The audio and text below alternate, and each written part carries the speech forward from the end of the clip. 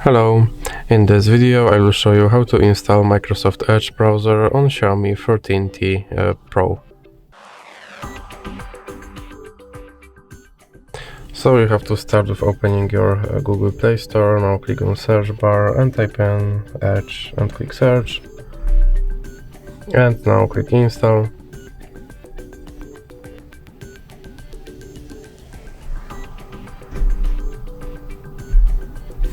Now click open. And here you can click skip introduction. Now you can customize your home page, or you can click not now. And you can sign in to sync your data, or you can click not now.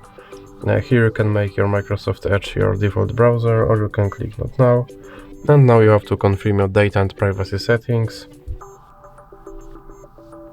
And now it asks if you want to see notifications from this browser, or you can click no thanks. And that's it. Now your Microsoft Edge is set up. So if you like this video, please remember to leave a like and subscribe.